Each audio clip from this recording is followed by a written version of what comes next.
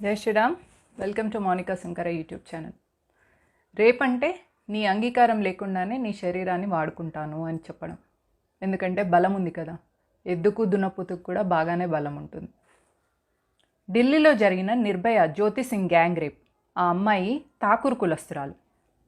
హైదరాబాదులో రేప్ చేసి కాల్చి చంపిన ప్రియాంక రెడ్డి అనే అమ్మాయి రెడ్డి కులస్తురాలు. ఈ రెండు కేసులలో ఎవ్వడు కులం గురించి మాట్లాడలేదు. హత్రాస్ మనీషా వాల్మీకి కేసులో అందరికీ కులం కనిపిస్తుంది. ఎందుకు? నిర్భయ కేసులో కానీ ప్రియాంక రెడ్డి కేసులో కానీ బాధితురాళ్ళు పెద్ద కులం వారు, కానీ ముఖ్య నిందితులు ముస్లింలు.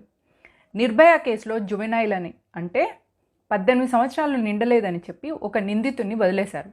వాడి పేరు మొహమ్మద్ అఫ్రోజ్.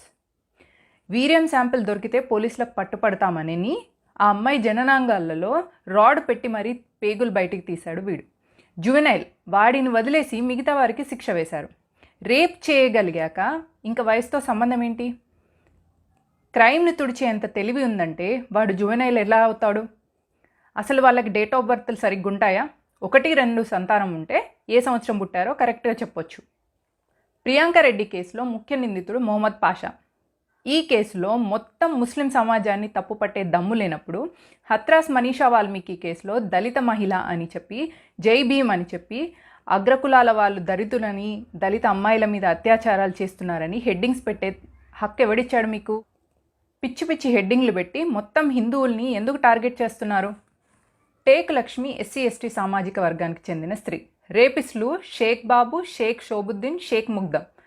వీళ్ళది రేప్ జిహాద్ కాదా? ఈ కేసుకి ఎందుకు అంత పబ్లిసిటీ రాలేదు? మరి అదే యూపీలో హత్రాస్ దగ్గరే ఉన్న బలరాంపూర్ అనే గ్రామంలో మళ్ళీ ఒక దళిత అమ్మాయిని షాహిద్ సాహిల్ రేప్ చేసి చంపేశారు. అక్కడ ఇంత నిరసనలు ఎందుకు కనిపించట్లేదు? అక్కడికి మీడియా ఎందుకు వెళ్ళట్లేదు? ఈ మేధావి వర్గం బలరాంపూర్ కేసుని ఎందుకు నిలదీయట్లేదు? అక్కడికి ప్రియాంక వాద్రా ఎందుకు వెళ్ళలేదు? అక్కడికి రాహుల్ గాంధీ ఎందుకు వెళ్ళలేదు? కుల రాజకీయం చేసి హిందువుల్ని గిల్టీ ఫీల్ అయ్యేలాగా చేసి ప్రభుత్వాన్ని పడగొట్టాలి. అక్కడ ఉంది బీజేపీ ప్రభుత్వం కదా, ఎక్కడ హిందువులంతా యునైట్ అవుతారో అని భయం. ఒకవేళ రేప్లు ఒక కులం అమ్మాయిల మీద బాగా జరుగుతున్నాయని స్టాటిస్టిక్స్ చూపిస్తే రేపిస్టులలో మెజారిటీ శాంతి కాముకులే ఉన్నారు. ఆ స్టాటిస్టిక్ చూపించే దమ్ము ఎవరికి లేదెందుకు? పోస్ట్ కార్డ్స్ న్యూస్ స్టాటిస్టిక్స్ ప్రకారం మొత్తం రేప్ కేసులు 84,374 అయితే అందులో నిందితులు 81,000 మంది ముస్లింలు అని చెప్తుంది. ఇది మాట్లాడే దమ్ము లేనప్పుడు రేప్లో కులం చూసే హక్కు ఎవడిచ్చాడు మీకు? రేప్ జిహాద్ అనే పదం ఇంటర్నెట్లో ఊరికే రాలేదు, నిప్పుంటేనే పోగొస్తుంది. కులం, మతం, ఆస్తి, అంతస్తు పక్కన పెడితే భూమి మీద ఉన్నది స్త్రీ పురుషుడు. రేప్ చేసిన వాడు మగాడు కాదు, మగాడు రూపంలో ఉన్న ఒక మృగం. అందుకే రేప్ జరిగింది స్త్రీ మీద, చేసింది మనిషి రూపంలో ఉన్న ఒక మృగం. రేపిస్టులందరికీ కఠిన శిక్షలు వేయండి. నిర్భయ కేసులో జువెనైల్ అని చెప్పి మొహమ్మద్ అఫ్రోజ్ని వదిలిపెట్టినట్టు ఎవడిని వదిలినా పూర్తి న్యాయం జరగనట్టే.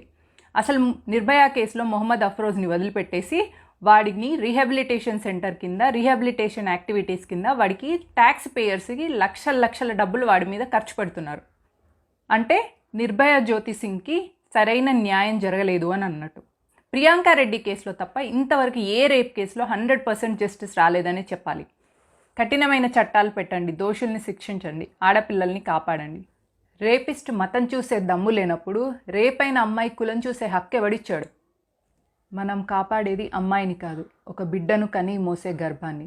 It's not a girl, it's a womb. జై హింద్.